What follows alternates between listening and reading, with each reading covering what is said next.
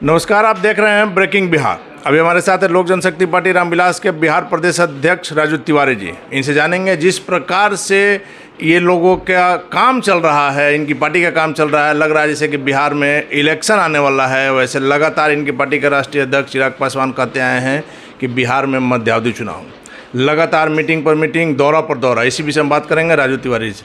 Sir, क्या चल रहा है? बढ़िया चल रहा है, संगठन का काम चल रहा है।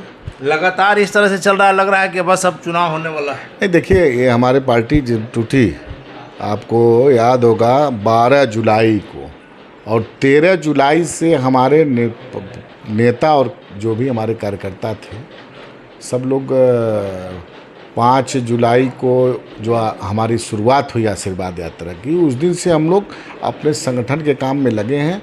और नित्य दिन हमारे नेता चिराग पासवान जी का भ्रमण होता है जिला में, प्रखंड में, और हमारे भी नेताओं का भ्रमण होता है। और हम लोग संगठन का काम कर रहे हैं, एकदम संगठन के प्रति कृत संकल्पित हैं कि हम लोग अपना संगठन मजबूत करें।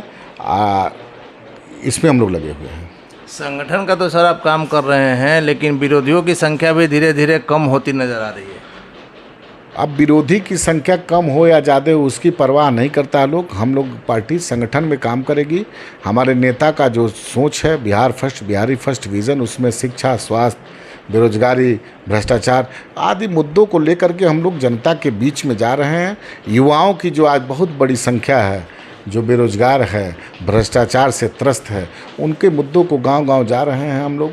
और हमारे नेता के प्रति बता रहे हैं नेता की सोच, और उन लोगों का रुझान है हमारे नेता में, बिहार का भविष्य देख रहे हैं। इसी पे हम लोग अपना काम कर रहे हैं। जनता के बीच में सर आप जा रहे हैं, और आशीर्वाद यात्रा के दरमियान जनता ने दिखा भी दिया अपना समर्थन, अपना प्यार देकर कि किस प्रकार से आपकी पार्टी के प्रति, चिराग पासवान के प्रति लोगों की आस्था, लोगों का प्रेम बढ़ते जा रहा है। हमने इस बारे में इसलिए कहा कि मुख्यमंत्री नीतीश कुमार, जिनका लगातार उनकी नीतियों का चिराग पासवान विरोध करते आए हैं, उनसे भी जो इधर तस्वीरें सामने आई उसमें नज़दीकी बढ़ने के संकेत मिले। देखिए, मुलाकात होगी तो दुआ सलाम वाजिब है। ये संस्कार है हमारे स्वर्गीय रामविलास पासवान जी के बताया हुआ है कि जब भी कोई बड़ा सीनियर नेता अगर मिलता है तो उसको हम लोग सम्मान देना चाहिए। वही हमारे नेता चिराग पासवान जी करते हैं। जब भी मुलाकात होगी बड़े नेताओं से तो हमारे नेता उनका आशीर्वाद लेने का। लेकिन उन्हीं के छोटे भाई तो नहीं लेते हैं।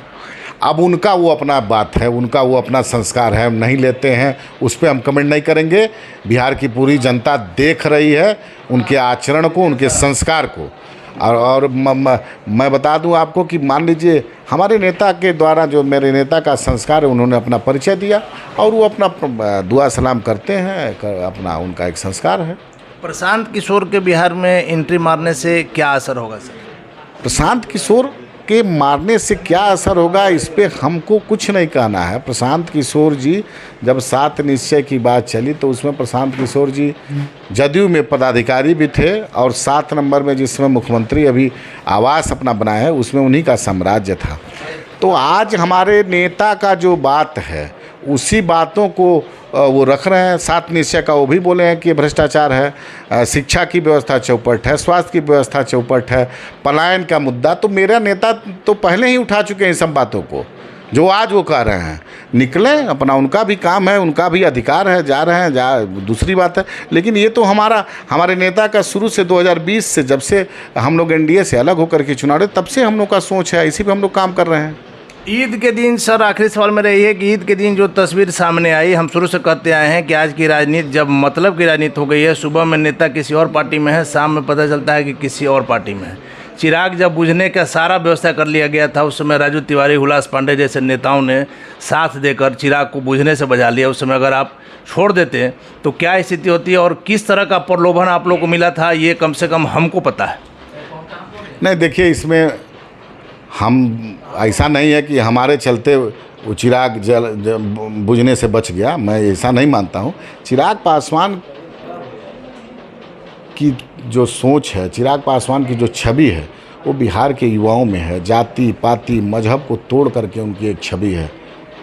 तो उस छवि को बुझाने के लिए कोई माई का लाल नहीं है, किसी का दम नहीं है कि चिराग को बुझा दे। चिराग को जो बुझाने की कोशिश करेगा वो खुद उस चिराग में जल के खाक बन जाएगा। लेकिन सर जिस प्रकार से पांचों सांसद छोड़ के गए, इंक्लूडिंग उनके चाचा, और फिर से चिराग पासवान जब महबूब अली कैसर के घर गए तो कुछ तो बात हो। नहीं, छोड़ के गए ये तो दुनिया जानती है, और वो ईद का दिन था, ईद के दिन की बात नहीं करते हैं, लेकिन नेताओं के लिए सर ईद बकरीद नहीं रहता है, क्या रहता है? वो तो उनसे जाके पूछिए उन्होंने क्यों बुलाया, क्यों आग्रह किया। हमारे नेता के पास फ़ोन आया उनका, उनके आग्रह किए तो हमारे नेता गए।